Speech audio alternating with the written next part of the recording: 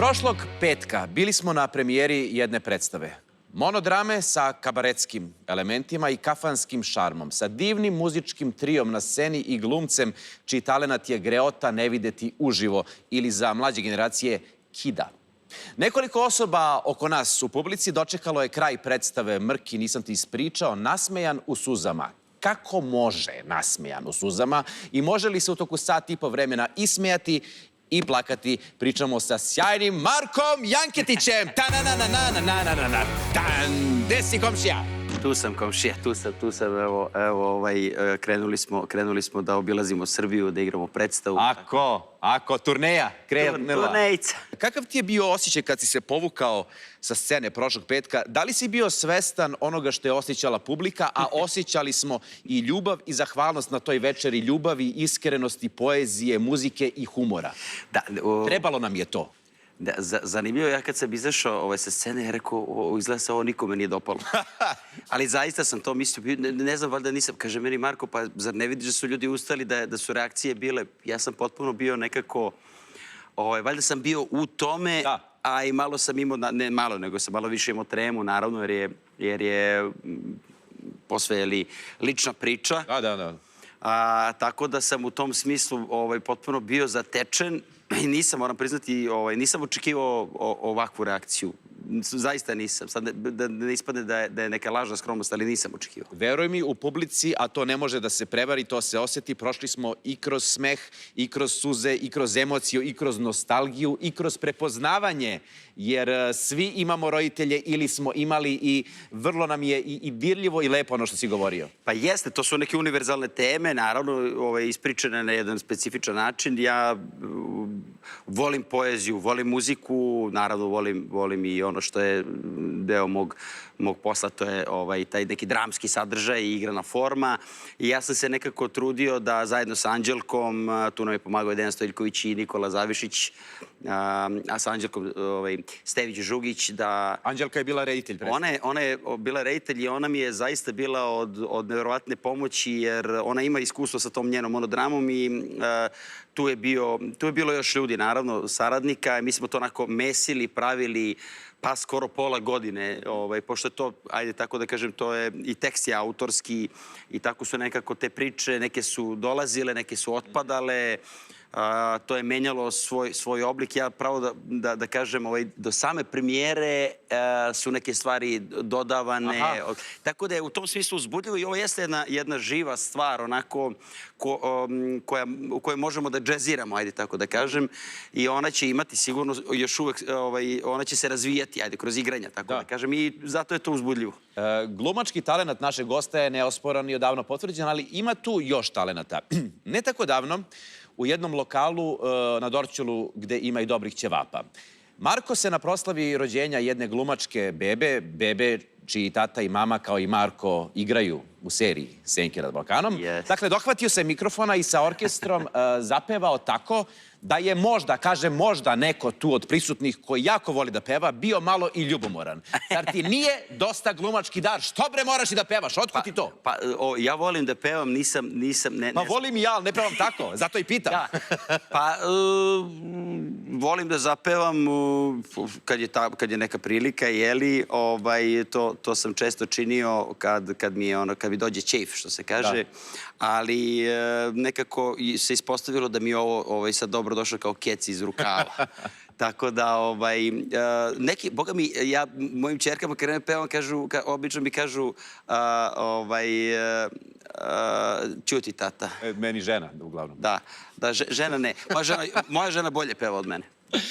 Nije slučajno na sceni u ovoj predstavi Kafanski sto, nije slučajno tu jedna flaša, jedna čašica rakije, jer alkohol i kafana bitan su element ove priče, od prvih pijanstava preko drugih pijanstava, trećih pijanstava, teško je pobrojati i vrlo moguće da smo se najviše ismejali tim kafanskim pričama, ali možda je ovo prilika da pošaljemo poruku našim gledalcima: pijte umereno, pijte odgovorno, pijte pametno pita lepo. I ovo su već 4 ture pića. Jeste. Je li Miša Jankitić bio od umetnika, glumaca, generalno ljudi koji vole dobru kapljicu? Da li si od njega nešto pokupio kad je reč o piću? Miša je pio umereno, mogao je da popije, ali je bio odgovoran naravno i dok radi i kada nije prilika za piće, zaista nije pio i nije preterivao jer niste mogli da ga vidite sad u nekim stanjima i trudio se da svoj glumački, ajde kažem, neki identitet ne gradi na tome, jer postoji ta urbana legenda da smo svi mi pijanci, glumci pijanci, a da su... Ne, dobro si rekao. Da smo mi pijanci glumci. Pa da, ima ta legenda, a nije daleko od istine. Jeste, da smo mi svi pijanci glumci, pa ne, vidiš kako se spontano rode neke istine. In vino veritas. Tako je. A da su glumice, a kako se to kaže? Glumice su dive. Pa, naravno. Ali zaista nije tako. I nešto što je sad zanimljivo, sad je među mladim glumcima, ja više ne spadam baš u tako mlade glumci, ja sam sad već u 5. deceniji, evo sad ću 43 godine napuniti, tako da ne može se reći da sam mladi glumac, ali ovi mlađi glumci, recimo sad koji su završili akademije i malo, stariji, oni, boga mi, vode računa o svom životu u smislu zdravlja, forme i tako dalje i tako dalje. Tako da se ta vrsta imidža polako gubi, ali... Dakle, glumac propo. Čim pazi glumac propo. Nema to glume, Marko, ti kažem ja. Da. Kada se pred kraj predstave ukazao lik tvog oca, kome i pričaš ovo što mu nisi pričao, ja mislim da nema osobe u sali koja nije bila dirnuta i koja nije pomislila Miša, odnosno tvoj Mrki, bio bi ponosan. Bio bi zaista ponosan. Jel ti se čini da koliko god da smo već odrasli ljudi, evo i roditelji i ostvareni u karijerama, da nam je i dalje u mislima šta će mama i tata ili šta bi mama i tata rekli na nešto što uradimo? Da ih možda, kako da kažem, ne razočaramo nekim svojim delom ili nedelom. Ili ako Bog da, čak i da budu malo ponosni na nas. Sigurno da je ogromna odgovornost.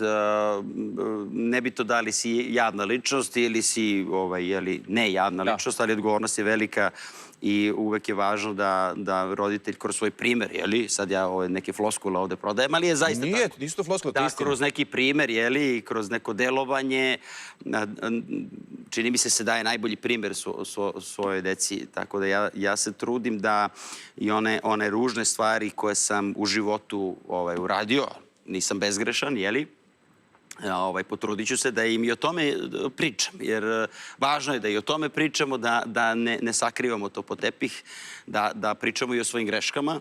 Imao sam prilike sa mojim Mrkijem da pričam o tim greškama njegovim i to je najčešće bilo u sudaru, kada sam bio ja u sudaru sa nekim iskušenjima ili kada sam pravio neke greške, onda je me on podsjećao na svoj život, tako da mislim da je to prirodno i normalno i važno je da imamo jedan otvoren, iskren odnos sa svojom decom i u tome jeste neka radost u tom građenju tog poverenja.